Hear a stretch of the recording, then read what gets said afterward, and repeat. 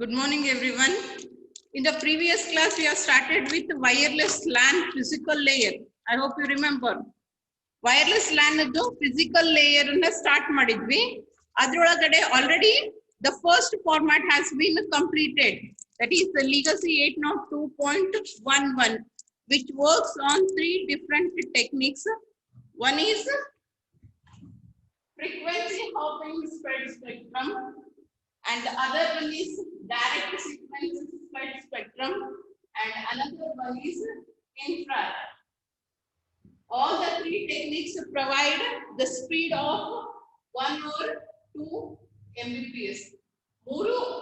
Whether you are going to use frequency hopping, that is jumping between the available bands, the frequency, all are working in the range of 2.4 megahertz. And that available frequency range has been divided into sub-bands, and the data, that is the traveling, will be constantly jumping from one band to another band. 79 sub-bands agi divide ಮಾಡಿವಿ. Data travel ಆಗಬೇಕಾದ್ರೆ constant ಆಗಿ ಒಂದೇ band ನಾಗ ಹೋಗಂಗಿಲ್ಲ. It keeps on jumping from one band to another band. That is for the security purpose. ಯಾರಾರೆ track hack ಮಾಡ್ತಿದ್ರು ಅಂತಂದ್ರೆ ಅವ್ರಿಗೆ ಈಸಿಯಾಗಿ ಐಡೆಂಟಿಫೈ ಆಗಬಾರ್ದು, ಸಿಗಬಾರ್ದು ಅನ್ನೋ ರೀಸನ್ ಗೆ ಫ್ರೀಕ್ವೆನ್ಸಿ ಹಾಪಿಂಗ್ ಅನ್ನ ಯೂಸ್ ಮಾಡ್ತಾರೆ. And there you are going to use 2 levels or 4 level, 2 ಅಥವಾ 4 level the frequency shift keying ಅನ್ನ ಯೂಸ್ ಮಾಡ್ತೇವೆ. FSK encoding technique, modulation or demodulation ಗೆ ಏನ್ ಯೂಸ್ ಮಾಡ್ತೀವಿ? FSK technique. Either 2 level FSK or 4 level FSK is used. And in the same way, direct spread spectrum. Here the available frequency will be taken as a single band. Throughout that band, the data will be spread. At a time, one day data travel ಆಗ್ತೈತಿ, ಅದನ್ನ ಪೂರ್ತಿಯಾಗಿ spread ಮಾಡಿ transfer ಮಾಡ್ತಾರೆ. And here, either binary phase shifting or quadrature. Quadrature ಅಂತಂದ್ರೆ 4, binary ಅಂದ್ರೆ 2. Phase shifting will be either in 2 forms or it will be 4. Either it takes in the form of 90-degree change or it is going to take the form of 180-degree form. If it is 90-degree, then it provides 2 Mbps data speed, and if it is 180-degree change, then it is going to provide you with only 1 Mbps of data transmission rate. Okay, so we have completed these three. And next you have is 802.11a, 802.11b, 802.11g, and 802.11n. Alphabetically consider ಮಾಡಿದ್ರು ಕೂಡ A ಮೊದಲು ಬರ್ತೈತಿ, ಅಥವಾ ನಿಮ್ಗೆ diagram represent ಮಾಡಾರಲ್ಲ, A ಮತ್ತು B ಎರಡನ್ನ A ಮೊದಲು ಆಮೇಲೆ ಬಿ ನ ಮಾಡಾರ. ಆಕ್ಚುಲಿ ಇನ್ವೆಂಟ್ ಮಾಡಿದ್ದ ಟೆಕ್ನಿಕ್, ದ ಪ್ರಪೋಸ್ಡ್ ಟೆಕ್ನಿಕ್, ಬೇರೆ ಟೆಕ್ನಿಕ್ಸ್ ಅನ್ನ ಚೇಂಜ್ ಮಾಡಿ ಸ್ಪೀಡ್ ಅನ್ನ ಇನ್ಕ್ರೀಸ್ ಮಾಡಿ ಏನೋ ಒಂದಿಷ್ಟು ಡೆವಲಪ್ಮೆಂಟ್ಸ್ ಅನ್ನ ಮಾಡಿ ಪ್ರಪೋಸ್ ಮಾಡಿರುವಂತ ಟೆಕ್ನಿಕ್ 802.11a ಮೊದಲಿಗೆ, ಆಮೇಲೆ 802.11b ನ ಪ್ರಪೋಸ್ ಮಾಡಿದ್ರು. ಆದ್ರ ಯೂಸೇಜ್ ಗೆ ಪರ್ಮಿಷನ್ ಸಿಕ್ಕಿದ್ದು ಮೊದಲು 802.11b ಗೆ, ಆಮೇಲೆ 802.11a ಗೆ. So according to the scheme that is being used by the users, technique usage ಆಗಿದ್ದ basis ಮೇಲೆ first we study 802.11b and then we go for 802.11a. okay, so 802.11b, which technique it makes use of, yaudr mele based ada, as you have already learned the direct sequence spectrum. Direct sequence spread spectrum basis ಮೇಲೆ ಇದು work ಆಗ್ತೈತಿ. But ಇಲ್ಲೇ ನಾವು ಏನ್ ಮಾಡಿದ್ವಿ, achievable speed was 1 or 2 Mbps. ಅಷ್ಟು speed sufficient ಇರಲಿಲ್ಲ ಅಂತೇಳಿನೇ ಹೊಸ ಇನ್ವೆನ್ಷನ್ಸ್ ಅನ್ನ ಮಾಡ್ಲಿಕ್ಕತ್ತಿದ್ರು. ನೀವು ಮತ್ಕೊಳ್ಳಿ ಅದೇ ಸ್ಪೀಡ್ ಅನ್ನ ಪ್ರೊವೈಡ್ ಮಾಡಿದ್ರೆ 802.11 ಗೆ 802.11b ಗೆ ಏನು ಡಿಫ್ರೆನ್ಸ್ ಇರಂಗಿಲ್ಲ. ಫಾರ್ ದಟ್ ರೀಸನ್ ಇದ್ರೊಳಗ ಏನ್ ಮಾಡಿದ್ರು, ಅವ್ರ ಒಂದು modification ಮಾಡಿದ್ರು, and that modification was high rate. HR stands for high rate direct sequence spread spectrum. That means ಇಲ್ಲಿ ಏನು ನಿಮಗೆ ಸ್ಪೀಡ್ ಸಿಕ್ತಿತ್ತು ಅದಕ್ಕಿಂತ ಜಾಸ್ತಿ ಸ್ಪೀಡ್ ಅನ್ನ ಇದ್ರೊಳಗ ಪ್ರೊವೈಡ್ ಮಾಡ್ಲಿಕ್ಕೆ either you can get 1 Mbps data rate, 2 Mbps of data rate, 5.5 Mbps or 11 Mbps. It is possible to get the data rate of around 1 to 5.5 and 11 Mbps. ನೀವು 1 ಅಥವಾ 2 ಯೂಸ್ ಮಾಡ್ತಿದ್ರಿ ಅಂತಂದ್ರೆ ಈಗ ಆಲ್ರೆಡಿ ಏನದಲ್ಲ if at all your required speed is ನಿಮ್ಮ ಡೇಟಾಗ ನಿಮ್ಮ application ಗೆ speed 1 Mbps ಅಥವಾ 2 Mbps ಸಾಕು ಅಂತಿತ್ತು ಅಂದ್ರೆ ಈಗೇನು ಆಲ್ರೆಡಿ ಅದಲ್ಲ ನಾರ್ಮಲ್ ಅದ್ರೊಳಗೆ ಏನು ಚೇಂಜಸ್ ಅನ್ನ ಮಾಡ್ಕೋಬೇಕಾಗಿಲ್ಲ. You can use that technique and achieve the data speed of 1 or 2 Mbps. But ನಿಮಗೆ ಅದಕ್ಕಿಂತ ಜಾಸ್ತಿ data transmission rate, that is if you want to achieve the speed of 5.5 or 11 Mbps, then the encoding technique which is being used is going to change. It uses for 5.5 you are going to use complementary code keying, CCK and that is complementary code keying. This particular approach is going to be used and it encodes 4 or 8 bits into 1 CCK. 4 bits ಅನ್ನ ಅಥವಾ 8 bits ಅನ್ನ ಒಂದು complementary code ಗೆ convert ಮಾಡ್ತೈತಿ. ಅಂತಂದ್ರೆ ನೀವು 4 ಬಿಟ್ ಅನ್ನ transfer ಮಾಡೋ ಬದಲಿಗೆ ಅಟ್ ಅ ಟೈಮ್ 4 ಅನ್ನ 1ಕ್ಕೆ ಕನ್ವರ್ಟ್ ಮಾಡಿ ಟ್ರಾನ್ಸ್ಫರ್ ಮಾಡಬಹುದು. ಅಂದ್ರೆ 4ಕ್ಕೆ ತಗೊಳಿಕತ್ತಿದ್ದ ಟೈಮ್ ಅನ್ನ ಏನ್ ಮಾಡ್ಲಿಕ್ಕತ್ತೀವಿ ನಾವು ರೆಡ್ಯೂಸ್ ಮಾಡ್ಲಿಕ್ಕತ್ತೀವಿ. ಈಗ ನಾರ್ಮಲ್ ಆಗಿ 4 ಬಿಟ್ಸ್ ನ ಟ್ರಾನ್ಸ್ಫರ್ ಮಾಡ್ಬೇಕು ಅಂತಂದ್ರೆ ಟೈಮ್ ಜಾಸ್ತಿ ತಗೊಂತೈತಿ. ಅದೇ 1 ಬಿಟ್ ನ ಟ್ರಾನ್ಸ್ಫರ್ ಮಾಡ್ತೀರಿ ಅಂದ್ರೆ ನಿಮ್ ಅವೈಲೇಬಲ್ ಫ್ರೀಕ್ವೆನ್ಸಿನೂ ಬೆಟರ್ ಯುಟಿಲೈಸ್ ಆಗ್ತೈತಿ, ಆಮೇಲೆ ಸ್ಪೀಡು ಏನಾಗುತ್ತೆ ಜಾಸ್ತಿ ಆಗ್ತೈತಿ. Because of that it is possible to achieve higher data transmission speed. ಅಂದ್ರೆ 5.5 ಸ್ಪೀಡ್ ತನಕ ನೀವೇನ್ ಮಾಡ್ಬೋದು ಅಚೀವ್ ಮಾಡ್ಬೋದು. and if you want to get more than that, ಇದಕ್ಕಿಂತ ಜಾಸ್ತಿ ನಿಮಗೆ ಬೇಕು ಅಂತಂದ್ರೆ for that what they are going to use is ಅದಕ್ಕಿಂತ ಜಾಸ್ತಿ ಅಂತಂದ್ರೆ ಎಷ್ಟು, if you want to achieve the data transmission speed of 11 Mbps, then you are going for quadrature phase shift keying. ಇಲ್ಲಿ ನಾವೇನ್ ಮಾಡ್ತೀವಿ 8 bits ಅನ್ನು 4 bits will be converted into 1 CCK, and for 11 8 bits will be converted into 1 CCK, that is complementary key coding. And before converting that 8 into 4, first you are going for binary and quadrature key shifting. ಮೊದಲಿಗೆ ನಾವೇನ್ ಮಾಡ್ಕೊಂತೀವಿ 2 ಇದ್ದಿದ್ದನ್ನ 1ಕ್ಕೆ, ಇಲ್ಲಿ 4 ಇದ್ದಿದ್ದನ್ನ 1ಕ್ಕೆ convert ಮಾಡ್ಕೊಂತೀವಿ. ಆಮೇಲೆ ಆ ರೀತಿಯಾದಂತ 2ನ್ನ ಸಿಂಗಲ್ ಗೆ ಕನ್ವರ್ಷನ್ಸ್ ಮಾಡ್ಕೊಂತಾರೆ. First you are going for binary or quadrature key shifting, and then using complementary key coding the conversions will be achieved, and through that the data transmission speed of around 5.5 or 11 Mbps can be achieved with the help of high rate direct spread spectrum. ಇಲ್ಲಿ ನಾವು at a time ಬಹಳಷ್ಟು ಡೇಟಾನ transfer ಮಾಡಂಗಿಲ್ಲ, ಯಾಕಂದ್ರೆ direct sequence ಅನ್ನ use ಮಾಡ್ಲಿಕ್ಕತ್ತೀವಿ. ಅದ್ರ ಸಲುವಾಗಿ ಅಂತ ಹೇಳಿ ಕಳಿಸು ಡೇಟಾನ ಏನ್ ಮಾಡೋದು ಕಡಿಮೆ ಮಾಡೋದು.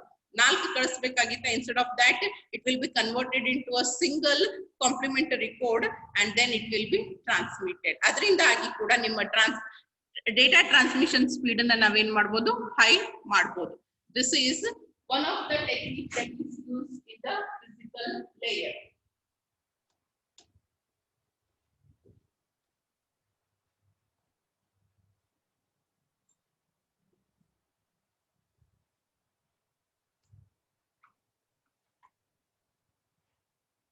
And next you have is 802.11a, which was actually proposed earlier but got the permission after 802.11b. ಇದ್ರೊಳಗೆ ಏನ್ ಮಾಡ್ತೀವಿ, what is being used in this particular standard 802.11a? It uses orthogonal frequency division multiplexing. It uses OFDM, orthogonal frequency division multiplexing. ನೀವು ಹೆಂಗ spread spectrum ನಾಗ divide ಮಾಡ್ತಿದ್ರಿ ಅದೇ ರೀತಿಯಾಗಿ ಇಲ್ಲಿ ಕೂಡ ಏನಾಗ್ತಾವು the available frequency, and it works in 5 gigahertz range. ISMP ಅಂತ ಹೇಳಿ ಅಲೋಕೇಟ್ ಮಾಡಿರುವಂತ ಫ್ರೀಕ್ವೆನ್ಸಿ ಒಳಗ 5 ಗಿಗಾಹರ್ಟ್ಸ್ ಫ್ರೀಕ್ವೆನ್ಸಿ ರೇಂಜ್ ಒಳಗ ಈ ಪರ್ಟಿಕ್ಯುಲರ್ ಟೆಕ್ನಿಕ್ ಅನ್ನ ನಾವೇನ್ ಮಾಡ್ತೀವಿ ಇಂಪ್ಲಿಮೆಂಟ್ ಮಾಡ್ತೀವಿ. And what is being done here is the frequency that is available will be divided into sub bands. ಏನ್ ಮಾಡ್ತಾರ 52 sub bands ಆಗಿ ಡಿವೈಡ್ ಮಾಡ್ತಾರೆ. The available frequency will be divided into 52 sub bands. ಒಂದು band ಅನ್ನ ಮತ್ ನಾವೇನ್ ಮಾಡ್ತೀವಿ ಇನ್ term ಮತ್ತೆ ಡಿವಿಷನ್ಸ್ ಮಾಡ್ತೀವಿ. ಎಷ್ಟು 52 sub bands ಆಗಿ. And among them 48 will be used for data transmission and 4 sub bands will be used for controlling the transmission. Control information na transfer ಮಾಡ್ಲಿಕ್ಕೆ 4 sub bands ಅನ್ನ ಯೂಸ್ ಮಾಡ್ತಾರೆ. ಉಳಿದಿದ್ದ 48 ಅನ್ನ ಏನ್ ಮಾಡ್ತಾರೆ data transmission ಗೆ ಯೂಸ್ ಮಾಡ್ತಾರೆ. And one more thing to remember here is even though the channel is subdivided, ಒಂದೊಂದನ್ನ ಒಬ್ಬೊಬ್ಬ ಯೂಸರ್ಸ್ ಗೆ ಅಲೋಕೇಟ್ ಮಾಡಂಗಿಲ್ಲ. On all the channels, single users data will be transmitted. ಅವನ ಹತ್ರ ಎಷ್ಟು ಡೇಟಾ ಇರ್ತೈತಿ ಅದನ್ನೇ ಡಿವೈಡ್ ಮಾಡಿ ಏನ್ ಮಾಡ್ತಾರೆ ಟ್ರಾನ್ಸ್ಫರ್ ಮಾಡ್ತಾರೆ. ಯಾರು ಟ್ರಾನ್ಸ್ಫರ್ ಮಾಡಬೇಕು ಅನ್ನೋದು ಮ್ಯಾಕ್ ಲೇಯರ್ ಒಳಗೆ ಡಿಸೈಡ್ ಆಗ್ತದೆ. It will be decided in the MAC layer, and at the physical layer whoever wins the bid, ಯಾರು ಕಾಂಪೀಟ್ ಮಾಡಿರ್ತಾರೆ ಅದ್ರೊಳಗೆ ಯಾರು ಗೆದ್ದಿತಾರಲ್ಲ ಯಾರಿಗೆ ಟರ್ನ್ ಸಿಗ್ತೈತಿ ಟ್ರಾನ್ಸ್ಮಿಷನ್ ಗೆ ಅವ್ರದ್ದು ಡೇಟಾನ ಈ 48 ಸಬ್ ಪಾಯಿಂಟ್ಸ್ ಒಳಗೆ ಟ್ರಾನ್ಸ್ಫರ್ ಮಾಡ್ತಾರೆ.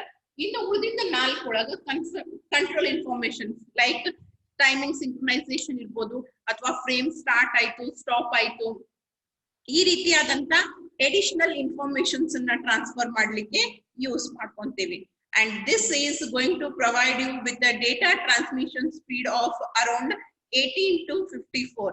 ಇದು ನಿಮಗ 18 Mbps data transmission and 54 Mbps data transmission ಅನ್ನ ಪ್ರೊವೈಡ್ ಮಾಡ್ತೀವಿ. It is possible to achieve 18 Mbps as well as 54 Mbps of data transmission. And for this one, you are going to use different coding schemes. ಯಾಕಂದ್ರೆ ಎರಡು speed ಬೇರೆ ಬೇರೆ ಅದಾವ. So if you want to get 18 Mbps of data transmission speed, then you are going for quadrature phase shift keying. ಏನ್ ಮಾಡ್ತೇವೆ quadrature phase shift keying ಅನ್ನ use ಮಾಡ್ತಾರ. If you want to have 54, then quadrature amplitude phase shifting ಅನ್ನ use ಮಾಡ್ತೇವೆ. Amplitude phase shifting, amplitude modulation, that too in terms of 4. ನಿಮಗೆ ಎಲ್ಲಿ transmission ಜಾಸ್ತಿ ಬರ್ತೈತಲ್ಲ normal ಆದಂತ ಫೇಸ್ ಶಿಫ್ಟಿಂಗ್ ಅನ್ನ ಯೂಸ್ ಮಾಡಂಗಿಲ್ಲ. ಬೈನರಿ ಆರ್ ಕ್ವಾಡ್ರೇಚರ್ ಗೆ ಶಿಫ್ಟ್ ಆಗ್ತಾರೆ. ಇವನ್ octal is also possible, right? So it is going to make use of 2 types of modulation techniques. One is phase shift keying and another one is amplitude. If you want to get the data transmission speed of 54 Mbps, then you are going for quadrature amplitude shift keying or amplitude modulations. Otherwise, you are going to use phase shift keying. With a phase shift 18 megabits speed ಅನ್ನು achieve ಮಾಡಬಹುದು. ಅದೇ ನಿಮ್ಗೆ ಅದಕ್ಕಿಂತ ಜಾಸ್ತಿ ಬೇಕು ಅಂದ್ರೆ if you want to get 54 Mbps of data transmission speed, then you are going for ಯಾವ್ದನ್ನ use ಮಾಡ್ತೇವೆ 54 Mbps ಬೇಕು ಅಂದ್ರೆ ಯಾವ ಸ್ಕೀಮ್ ಅನ್ನ ಎನ್ಕೋಡಿಂಗ್ ಸ್ಕೀಮ್ ಅನ್ನ ಯೂಸ್ ಮಾಡ್ತಾರ?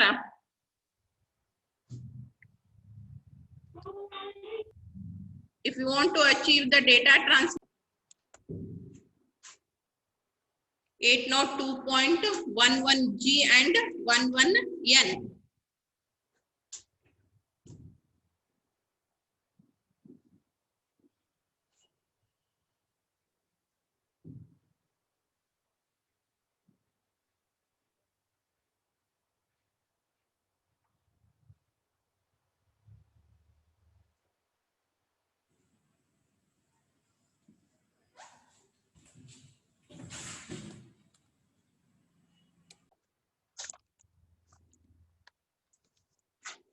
Okay, next we have is other 2 versions of 802.11. One is 802.11G, which uses the same methodology as that of the orthogonal frequency division multiplexing ಏನ್ 802.11a ಒಳಗೆ achieve ಮಾಡಿದ್ವಿ, same ಅದೇ technique, ಅದೇ modulation scheme ಅನ್ನು use ಮಾಡ್ತೀವಿ. But the difference is it provides on additional feature, that is forward error correction feature ಅನ್ನ avoid ಮಾಡ್ತೈತಿ. ಒಂದು. ಎರಡನೇದು, it works in the range of 2.4 GHz. ಮೊದಲಿಗೆ 5 GHz ಒಳಗೆ ವರ್ಕ್ ಮಾಡಿದಾಗ ಅದನ್ನ ನಾವೇನಂದಿದ್ವಿ 802.11a ಅಂತ ಕರೆದಿದ್ವಿ. But here it works in the range of 2.4 GHz and here the channel divisions ಆಗ್ತಾವು ಅಂತ ಹೇಳಿದ್ವಿ. ಇಲ್ಲಿ ಪ್ರತಿಯೊಂದು ಚಾನಲ್ 20 MHz ಇರ್ತೈತಿ. The channel has been divided into larger volume, ದೊಡ್ಡದಾಗಿ ಚಾನಲ್ಸ್ ಅನ್ನ ಡಿವೈಡ್ ಮಾಡೇವಿ. And along with that, even the transmission speed has been increased. The achievable speed is either 22 Mbps or it is 54 Mbps. 22 ಅಥವಾ 54 megabits per second naga nimma data na transfer ಮಾಡಬಹುದು. And the other variation is 802.11n.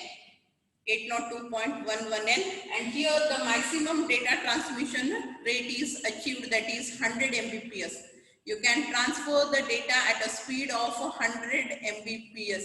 ನಿಮ್ಮ data transmission rate ನೀವು ಇಲ್ಲಿ 100 achieve ಮಾಡಬಹುದು. And for achieving that speed, they are going to use 4 antennas. 4 antenna use ಮಾಡಾರ, where they are used for transmitting and receiving of the data. And even channels have been enlarged. 20 MHz ಇದ್ದಿದ್ದನ್ನ ಇಲ್ಲಿ ಏನ್ ಮಾಡಾರ 40 MHz ಗೆ provide ಮಾಡಾರ. 20 ಇದ್ದಿದ್ದನ್ನ 40 ಗೆ change ಮಾಡಾರ. The data that can be carried is made large. Data ಏನ್ ಕ್ಯಾರಿ ಮಾಡ್ತಾರಲ್ಲ, ಮೊದಲಿಗೆ ಸ್ವಲ್ಪ ಡೇಟಾನ ಕ್ಯಾರಿ ಮಾಡ್ಲಿಕ್ಕತ್ತಿದ್ರು. ಚಾನಲ್ ವಿಡ್ತ್ ಜಾಸ್ತಿ ಆಗಿದ್ರಿಂದ ಡೇಟಾ ವ್ಯಾಲ್ಯೂಮ್ ಒಳಗೆ ಜಾಸ್ತಿನ ಒಂದೇ ಸರಕ್ಕೆ ನೀವೇನ್ ಮಾಡ್ಬೋದು, ಟ್ರಾನ್ಸ್ಫರ್ ಮಾಡ್ಬೋದು. And MIMO stands for multi input and multiple output. Here they can be separated using multiple input ಮತ್ತೆ multiple output. ಒಂದೊಂದೇ ಇನ್ಪುಟ್ ಒಂದೊಂದೇ ಔಟ್ಪುಟ್ ನ provide ಮಾಡ್ಬೇಕಂತಿಲ್ಲ. at a time you can send more data. Why it is possible? Because push ಮಾಡ್ಲಿಕ್ಕೆ ಅಂದ್ರೆ ಹೊರಗೆ ಕಳಿಸ್ಲಿಕ್ಕೆ number of antennas ಜಾಸ್ತಿ ಮಾಡ್ಲಿಕ್ಕತ್ತೀರಿ. And along with that carry ಮಾಡುವಂತ ಕಮ್ಯುನಿಕೇಶನ್ ಚಾನಲ್ ಅನ್ನ ವಿಡ್ತ್ ಕೂಡ ಜಾಸ್ತಿ ಮಾಡ್ಲಿಕ್ಕತ್ತೀರಿ. And because of that it is possible to have a data transmission speed of around 100 Mbps, right? So with this we end the physical layer concept of 802.11. 802.11 the physical layer illige mugitaitu. And next we need to study about the MAC layer, medium access control sublayer.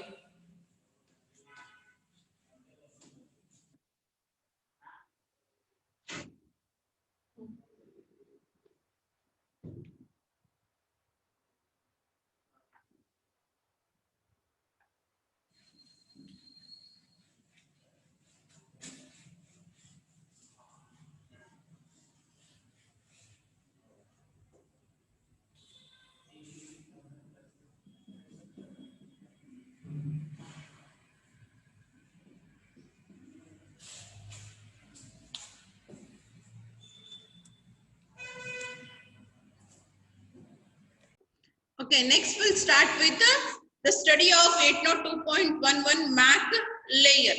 You have already studied the MAC layer of Ethernet. Ethernet kuda LAN is standard, but it is a wired LAN, whereas 802.11 is a wireless LAN.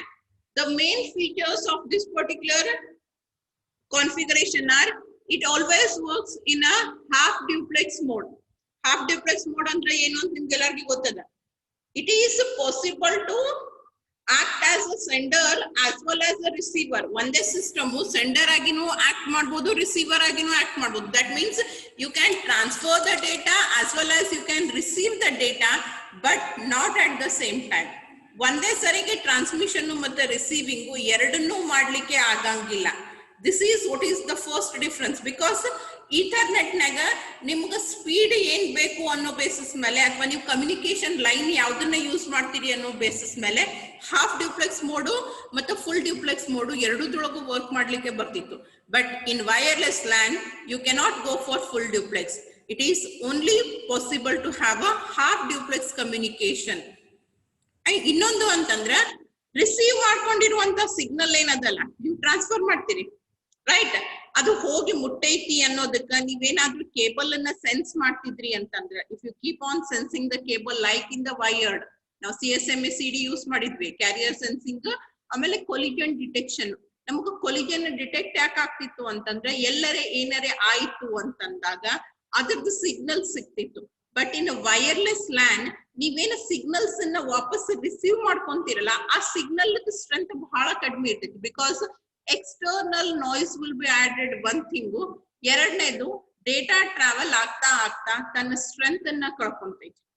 Because of environmental factors, the strength of the signal will be reduced, and even there will be addition of external interferences, noise, pollutions add ಆಗೋದ್ರಿಂದ ಕೂಡ ನಿಮಗೇನು ವಾಪಸ್ signal ಸಿಗ್ತೈತಲ್ಲ ಅದ್ರ strength ಬಹಳ ಕಡಿಮೆ ಇರ್ತೈತಿ. So you cannot be very clear whether ನಾನ್ ಕಳಿಸಿರುವಂತ ಪೂರ್ತಿ ಡೇಟಾ ಹೋಗಿ ನನಗೆ ವಾಪಸ್ ಬಂತು ಅಥವಾ ಪಾರ್ಟ್ ಆಫ್ ದ ಡೇಟಾನ ನಾನು ರಿಸೀವ್ ಮಾಡ್ಲಿಕ್ಕತ್ತೀನೋ ಅಂತ ಹೇಳಿ ನಿಮಗ ಕ್ಲಿಯರ್ ಆಗಿ ಐಡೆಂಟಿಫೈ ಮಾಡ್ಲಿಕ್ಕೆ ಆಗಂಗಿಲ್ಲ. So you cannot have a collision detection in this particular technique.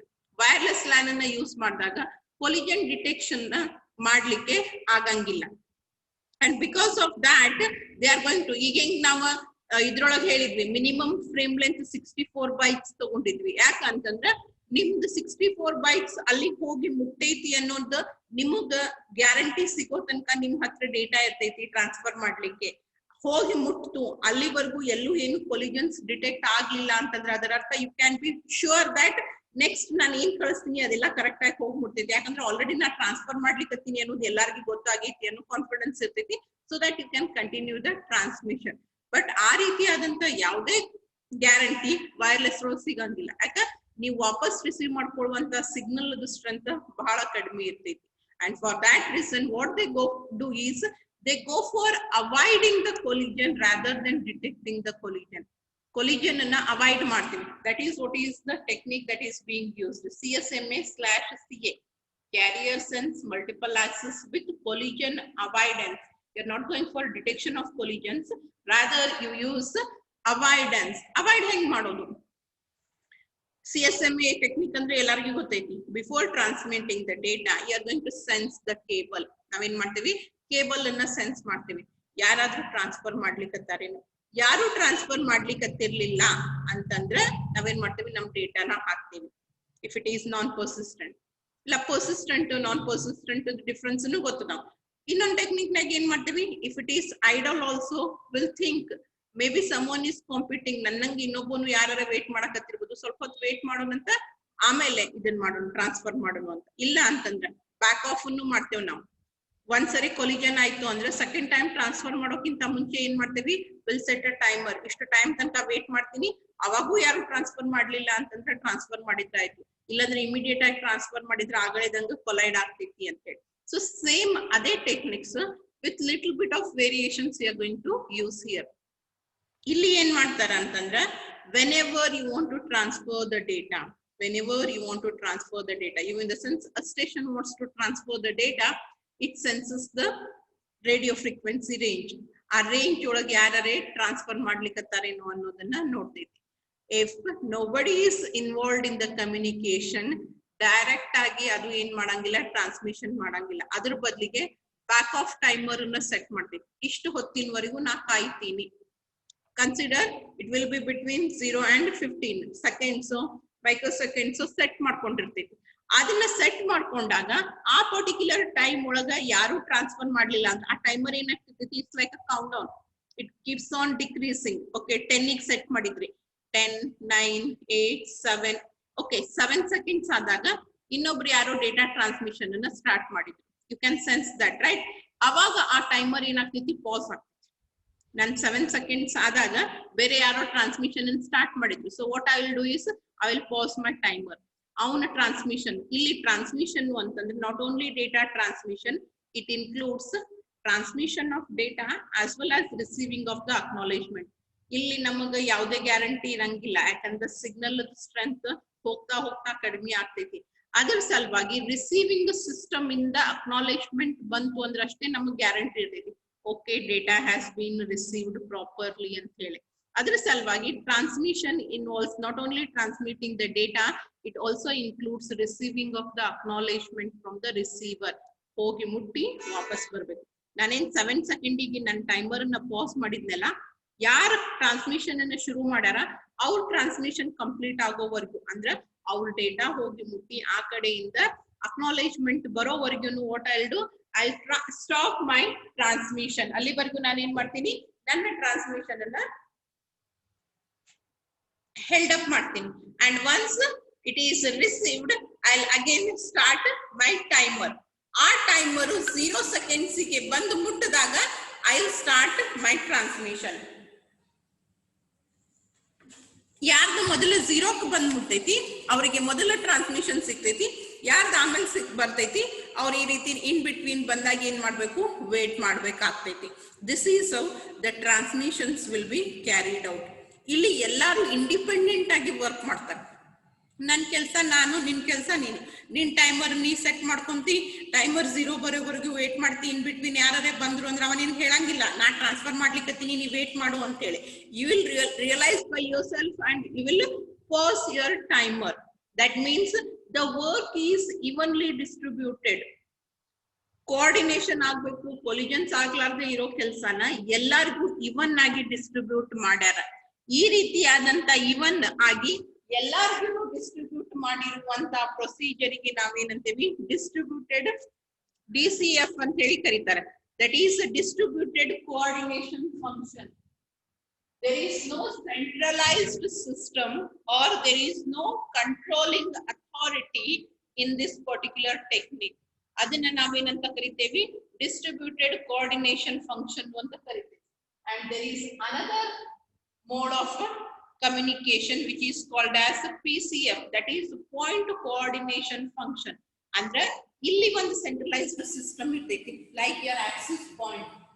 ಯಾವುದು access point AP ತರ ಯಾವುದೋ ಒಂದು ಡಿವೈಸ್ ಇರ್ತೈತಿ which is going to decide ಯಾವಾಗ ಯಾರು ಟ್ರಾನ್ಸ್ಮಿಷನ್ ಅನ್ನ ಶುರು ಮಾಡಬೇಕು, ಯಾವಾಗ ಯಾರು ಸ್ಟಾಪ್ ಮಾಡಬೇಕು ಅನ್ನೋ ಎಲ್ಲಾನು ಕೆಲಸನು ಅದು ಮಾಡ್ತಿರ್ತೈತಿ. ಬಟ್ ಪ್ರಾಕ್ಟಿಕಲಿ ವೈರ್ಲೆಸ್ ಒಳಗ PCF ಮೋಡ್ ಅನ್ನ ಅಚೀವ್ ಮಾಡೋದು ಇಟ್ಸ್ ವೆರಿ ರಿಸ್ಕಿ.